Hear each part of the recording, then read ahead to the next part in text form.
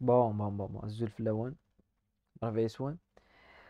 On va débriefer un petit peu la deuxième demi-finale et l'élimination du Maroc. C'est difficile de décrire un petit peu. Est-ce que pour moi, il n'y avait pas eu de surprise. Pour moi, que ce soit euh, d'un niveau où on attendait les deux équipes, c'est, on avait besoin de quelque chose, on avait besoin d'émotion, on avait besoin de, de, de, de, de quelque chose qui sort de l'ordinaire, qui pouvait permettre au Maroc de se qualifier. Et ce qui a été encore plus compliqué par les choix de l'entraîneur, on va parler des choix de l'entraîneur, des choix de Walid Regragui qui sont pour la première fois du tournoi assez surprenants. Mais la logique a été respectée. La France qui a une équipe quand même qui est très très solide sur tous les plans, défensif, milieu, attaque, c'est la meilleure équipe du tournoi. Donc il n'y a pas eu de surprise que la France se qualifie. C'est pas une surprise. La surprise aurait été que le Maroc élimine la France. Ça a été possible, mais ça a été difficile. Une chose est sûre, il y a un tournoi exceptionnel du Maroc. C'est historique. C'est un tournoi et c'est un parcours légendaire, un parcours historique, un parcours respect. Voilà. Énormément de respect pour le Maroc. Et ce soir, ils font un match, leur mauvais match. Ils font malheureusement leur mauvais match du tournoi avec beaucoup de choses qu'on peut citer, mais ils ont lutté, ils ont créé des. Le problème, c'est que malgré qu'ils font leur mauvais match, ils créent des situations. Il y a beaucoup de situations, même à 1-0, surtout en début de deuxième mi-temps, en fin de première mi-temps, dans les 5 dernières minutes et en début de deuxième mi-temps, dans les 10 premières minutes. Il y a des décalages, il y a du jeu, il y a du rythme, il y a de l'impact, il y a certainement des occasions, mais quand tu n'as pas des armes de finition, quand tu n'as pas des vrais finisseurs, on parle souvent de qualité défensive du Maroc, mais offensivement, c'est pas une équipe qui marque beaucoup de buts. Hein, c'est pas une équipe qui nous a impressionné par le nombre de buts marqués. Même face au Portugal, on a parlé de ce but-là de Nasséré, mais il y avait un manque de finition terrible derrière. Ils pouvaient faire le jeu, ils pouvaient tuer le match. On a vu ça contre l'Espagne, bon peu même temps, mais ça tue pas. On a vu ça face à la Croatie, on a vu ça ce soir face à la France. Donc, à un certain moment, tu payes tes limites. Les limites, elles sont claires et elles sont là. Mais énormément de respect pour cette performance du Maroc qui sera historique. Jamais les premiers, à jamais la première équipe africaine à atteindre les demi-finales, ce qui est exceptionnel. Ils auront quand même un autre record et une autre chose à aller chercher, c'est de chercher cette troisième place qui est toujours légendaire en Coupe du Monde. Hein, la troisième place en Coupe du Monde,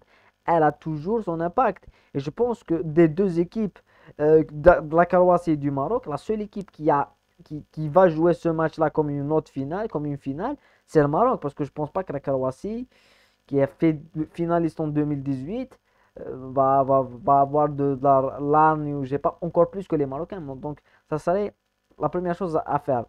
Donc, concernant le match, on va parler un petit peu du match. Et la première chose qui m'a surpris, qui m'a déçu, c'est Walid El qui a joué depuis le début de compétition. On a parlé, on l'a vraiment salué, on a loué la défense marocaine qui a encaissé un but en 5 matchs avec un 4-1, 4-1, 4-5-1, un 4-1, 4-1, ce qui a fait la force du Maroc. Il a fait ça durant tous les matchs, ça a marché. Il arrive au match où il a rien à perdre. Ce soir, il joue avec sa meilleure équipe, il a rien à perdre. Il s'entête à faire jouer Saïs qui n'était pas apte à jouer et il change son système. Il passe à 5 défenseurs.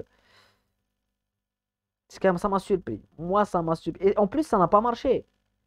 En plus, ça n'a pas marché. Parce que c'est ça, c'est là où on parle de la force tactique des équipes.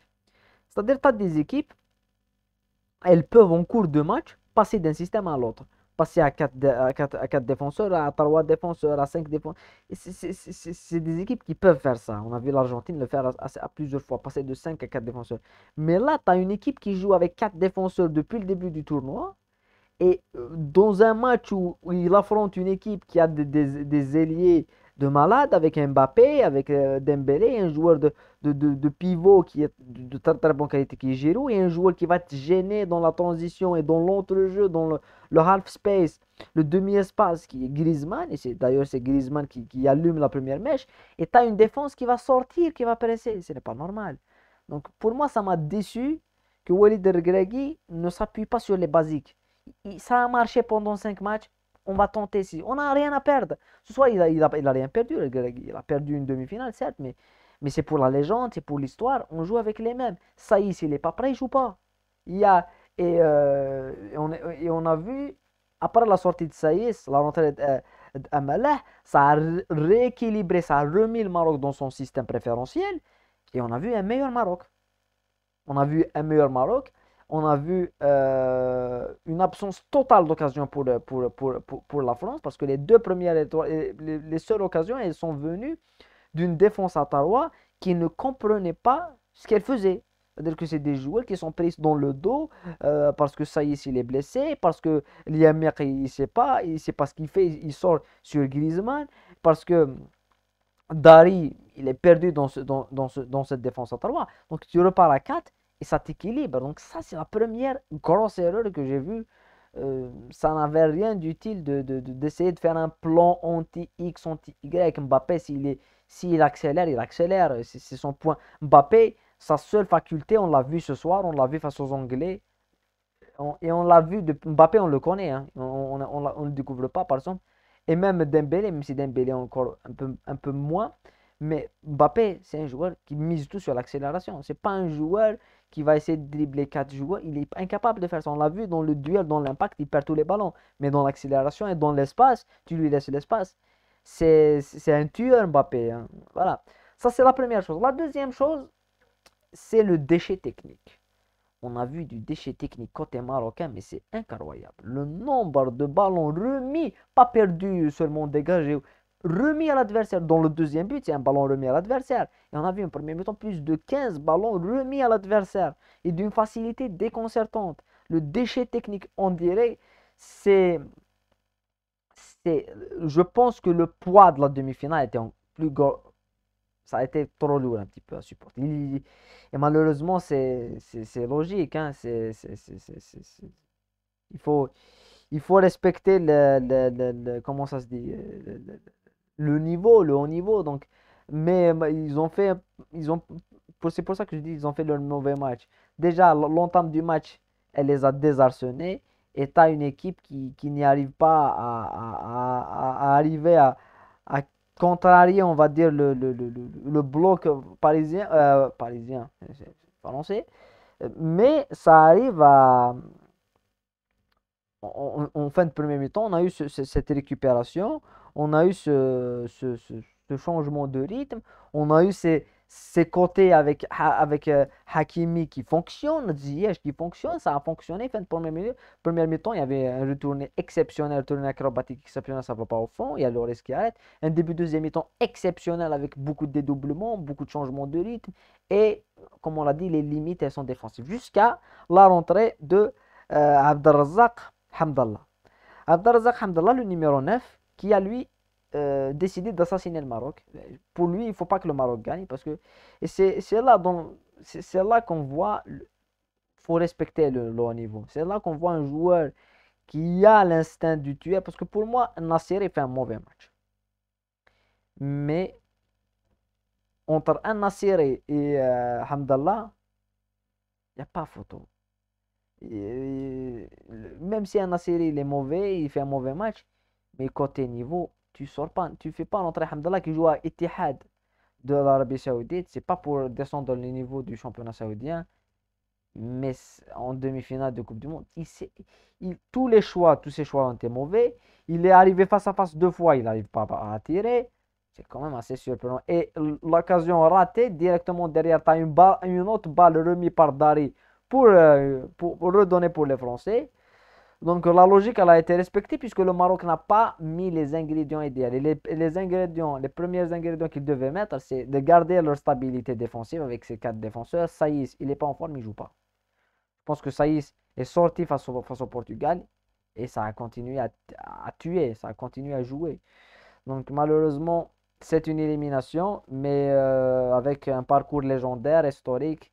Et pour moi, le Maroc, ils auront toujours quelque chose à jouer, c'est sa troisième place qu'ils devront aller chercher pour rentrer encore plus dans la légende de la Coupe du Monde et du continent africain. Mais ils ont ouvert la porte à beaucoup d'équipes, beaucoup de nations, vu qu'il y aura beaucoup plus de participants en 2026. Ils ont ouvert la porte à ces participants à l'Afrique pour dire il faut arriver, il faut rêver pour arriver. Et total respect, malgré ce que fait Greggy, le changement qu'il a fait Greggy qui n'était pas pour moi adapté, c'est mon avis et le résultat il est confirmé, hein. Mais je suis sûr que c'est quand même quelqu'un d'exceptionnel, il est en tête dans l'histoire lui aussi. Donc voilà, c'est une fin assez triste pour les Marocains, mais historiquement, ils ont gagné le respect de tout le monde, les Marocains, dans cette Coupe du Monde. Ils auront une finale, une petite finale à jouer face à la Croatie et je suis sûr que ça sera une revanche pas une revanche, mais le remake du match d'ouverture des Marocains dans cette Coupe du Monde. Croatie-Maroc début et ça finit par Croatie. C'est exceptionnel. Et la finale, Argentine-France. La France est favorite, c'est sûr, par rapport à l'effectif, par rapport à toutes les lignes, milieu, à défense, attaque, ils sont un peu compacts. Mais on a vu leurs limites à la France, c'est avec ballon. Et ils ont besoin de ces équipes qui leur ouvrent de l'espace. Donc, pour moi, la finale, ça serait un match équilibré. Je ne vois pas une équipe, la France, dominer largement l'Argentine. Je vois un match assez équilibré et que ça serait Mbappé contre Messi. Je pense qu'il y aura des individualités qui vont faire de la différence. Et voilà. On espère tous que ça soit là, Messi, hein, pour le football, pour tout ce qu'il nous a donné, pour tout ce qu'il nous a offert sur cette Coupe du Monde. Il n'y a personne qui mérite, aucun autre joueur qui mérite encore. Même si Mbappé c'est un missile, c'est un supersonique, il est jeune, il ne fait pas la Coupe du Monde de Messi, hein. Ce soir, il fait un mauvais match, Mbappé. Face à l'Angleterre, il fait un mauvais match. Face à la Pologne, il fait un grand match parce qu'il marque deux buts.